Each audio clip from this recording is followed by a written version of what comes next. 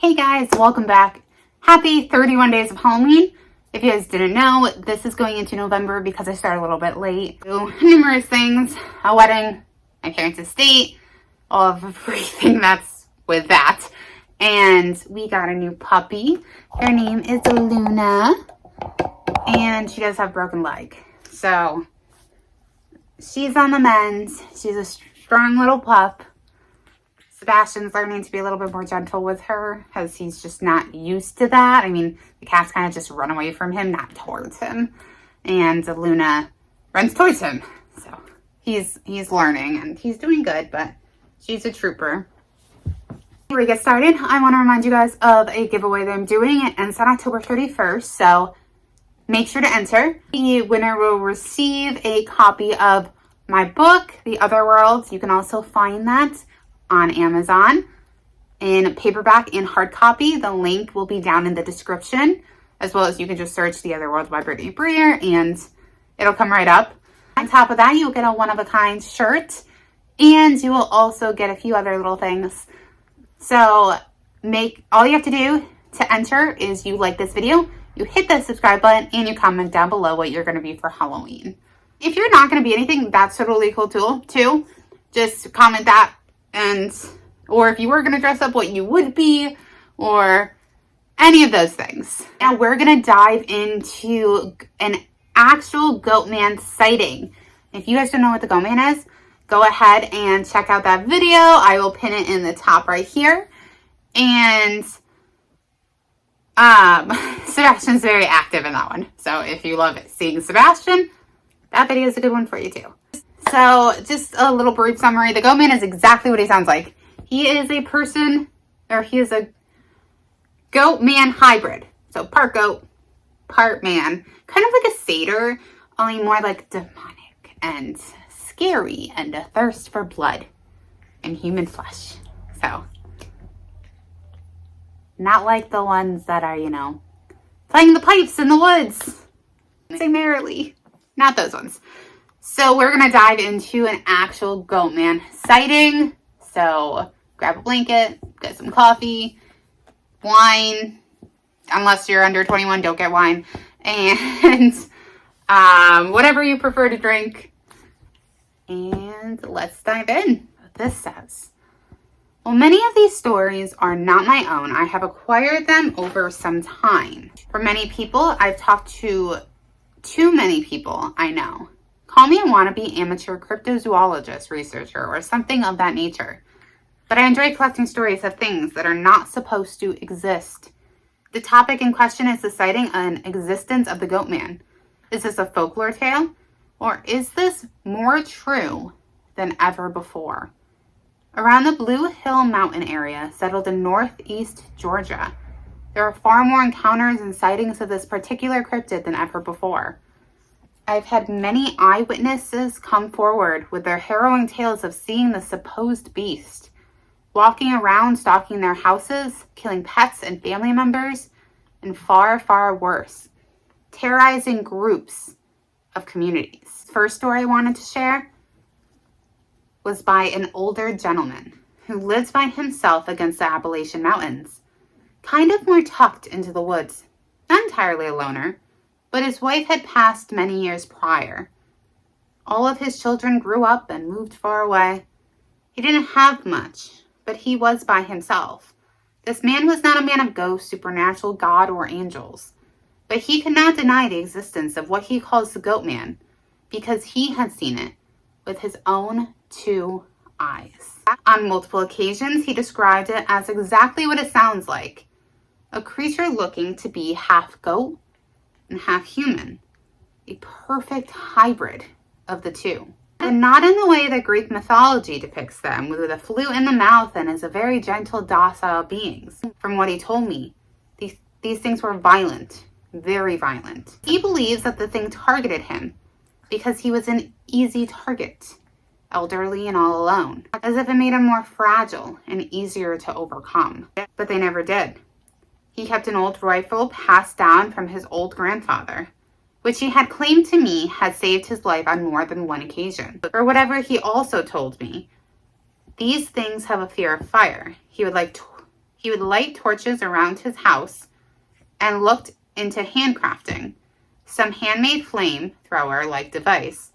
Not like the ones you see in the movies, but some way to project flame directly out forward without being too dangerous. However, he did never achieve such a thing. Along with the fear of fire, they also appear only to be nocturnal, and that they've only ever tried to break into his house during dusk or nighttime. Never seen them during the day, only when the light is low enough, but describes them with the words demonic, horrific, and vicious, and the same older man. And for the sake of his identity, I'll keep his name anonymous, but we'll call him Henry. Claims that he had 3 kids and a dog, living very close to Texarkana, the border of Texas and Arkansas. She said that she saw one in the process of strangling her Rottweiler. The shot successfully drove the creature away. Whether in fear of getting reshot or what, I'm not sure, but you think any rifle should be enough to kill anything, especially when a bullet is aimed at the skull of any living creature. This is not the case, which is partially why I'm leaning similarly on the side of this being a supernatural entity. Because there are things that defy reality. Annabelle and her family has never seen the likes of this creature before. And not until this offshoot time where it revealed itself, not caring that it could be seen by the entire neighborhood, nearly killing her dog, but only shortly before her husband noticed and took immediate action. Since this happened back in the summer of 2012, they have not seen it return. But after speaking with Annabelle's husband on the phone, he has told me that he still hears screams, sometimes far off in the backwoods. They're not always there, and sometimes they're fainter than other times.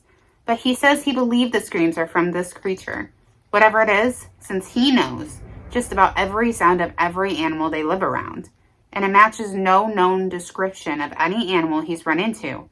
Another fascinating account which I attribute much credibility to this particular individual, and they used to serve as an officer, and I hold their word as very truthful. They have nothing to gain out of making this up.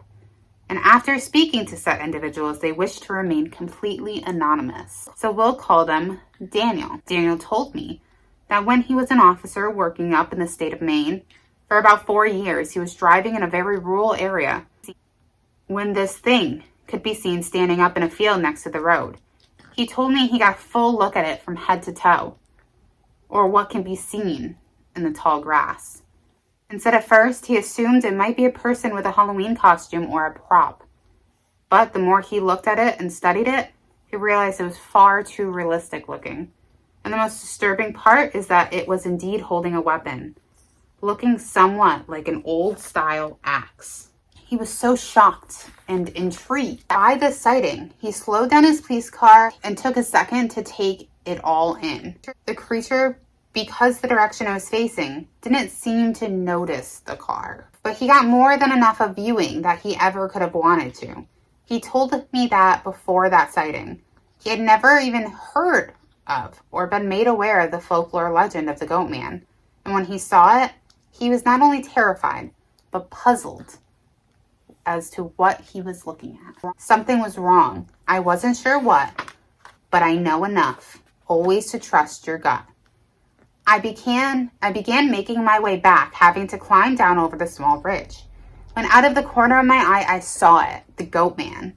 The thing that I'd only ever heard about in stories, a legend, and I always thought was fake. But here I was seeing it in person. And I'll tell you this, laying eyes physically on this sort of being is the closest you'll ever get to physically seeing a demon in real life. Easily 9 to 10 feet tall.